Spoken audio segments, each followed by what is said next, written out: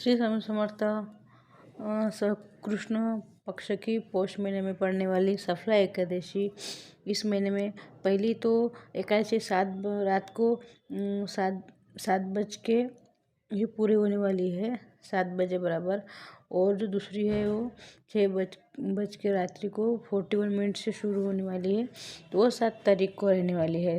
तो 7 तारीख को 12 बज के 46 मिनट तक रहने वाली है, तब पूरी होने वाली है। तो मध्यरात्रि की पूरी होने वाली है। उदिता स्थिति में जो होती है उसी को हम करते हैं, उसी कैलेंडर के हिसाब से जो उदिता स्थिति में होती है वही एकादशी को हम कहते हैं। तो हमको 7 तारीख को ही करनी चाहिए, क्योंकि तो 7 तारीख उदिता स्थिति में है, तो वही हमको करना चाहिए। और एकादशी का उपवास करने से हमको वैकुंठ की प्राप्ति होती है। सब सनातनी को ये उपवास करना चाहिए। उसके नियम होते हैं। नियम ऐसे होते हैं कि हमको 5 बजे उठना चाहिए। 5 बजे उठ के भगवान को उठाना चाहिए घंटे बजा के, फिर भगवान को पंचामृत स्नान करना चाहिए। हम डेली तो पानी स्नान करते, लेकिन एकादशी के दिन, प्रदोष के दिन भगवान को पंचामृत स्नान करना चाहिए। उसके बाद स्नान करने के बाद पहले हमको संकल्प लेना चाहिए। स्नान करने के बाद भगवान को संकल्प में हमको हमारा नाम, हमारा गोत्र बोलना है। हम जहाँ रहते वो देश का नाम बोलना है। ऐसे बोल के हम पूर्ण बोलने के बाद संकल्प छोड़ना है। हम अगर संकल्प लेकर कोई उपास करेंगे तो उसका पूर्ण फल हमको नहीं मिलेगा, नहीं तो नहीं मिलेगा। वो इधर भगवान चुरा ले जाते हैं।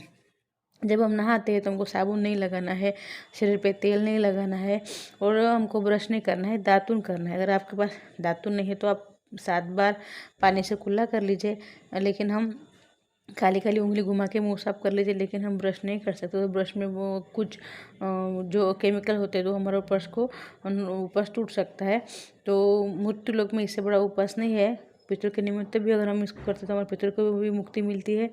और अगर हम एकादशी को उपवास करके पितरों के निमित्त दे दे तो हमारे पितरों को मुक्ति मिलती है। तो अगर हमारा कोई बीमार पड़ा है, उनके निमित्त अगर हम उपवास हमको दान करें हमारे एकादशी के उपवास, तो उनको भी सब बीमारी ठीक होती है उनके निमित्त हमको दान करने से।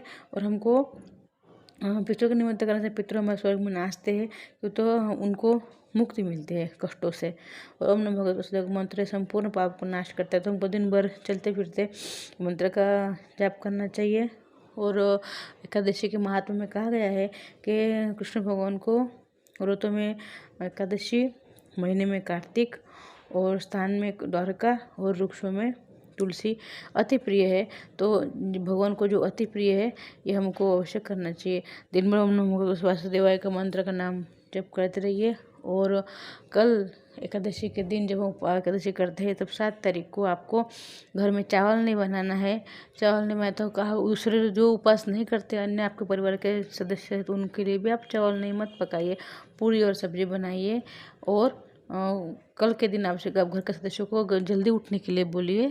तो सूर्य उदित होने के पहले उठने से उनको भी इस एकादशी का फल मिलेगा। और आप खुद भी साबुन लगा के नहाना है। और कल के दिन चावल ना पकाए रसोई में। कल उपवास खाली शरीर से नहीं करना चाहिए, हमारे मन से भी करना चाहिए। झगड़ा मत करिए, अपने पति से झगड़ा मत कीजिए, पति पत्नी से अच्छे रहिए, चुगली मत कीजिए किसी से, और किसी की बुराई मत कीजिए, किसी का बुरा मत सोचिए, और झगड़ा घर में कलह मत कीजिए। ये छोटे छोटे नियम है, ये उपवास से भी ज़्यादा होते हैं। वो उपवास नहीं करें और इनके सबका भी पालन करते हो, हम उपवास का उतना ही फल मिलता है। लेकिन हम उपवास करेंगे और एक दूसरे के चुगली करेंगे, झगड़ा करेंगे, तो हमारा पुण्य फल हमको नहीं मिलता। इस प्रकार से जो नियम है वो सब आपको पालन करना है। रात्रि की वो अधिक महिमा है। रात्रि की महिमा में हमको रात भर जागरण करने से उसका अलग फल मिलता है। अगर रात भर हम जागरण करते हैं, 12 बजे तक कीर्तन संकीर्तन करके भगवान का नाम जप करते हैं, तो हमको उसका अधिक ही फल मिलता है। उसका तो अलग फल मिलता है। जब हम एकादशी करते हैं उसका फल अलग होता है। एकादशी का जागते हैं उसका फल अलग मिलता है। और एकादशी अगर हम 10वीं युक्त करेंगे, 10वीं युक्त का मतलब 10वीं एकादशी और द्वादशी को करेंगे। दशमी को एक समय भोजन करेंगे, द्वादशी को अन्न का त्याग करेंगे, और द्वादशी को एक समय भोजन करेंगे, तो हमको पूर्ण फल प्राप्त होता है। ये छोटे नियम है, तो अब इस सबका पालन कीजिए।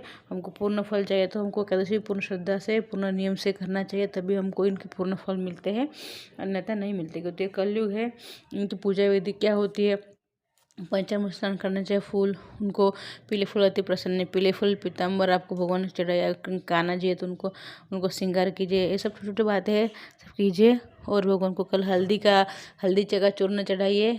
और आप भले उपवास किया, लेकिन आप घर में जो पकता है भगवान को नैवेद्य में चढ़ाइए और तुलसी अवश्य चढ़ाइए। और आपको पसंद आए तो फ्रेंड्स सब्सक्राइब कीजिए चैनल को और शेयर अवश्य कीजिए। श्री स्वामी समर्थ।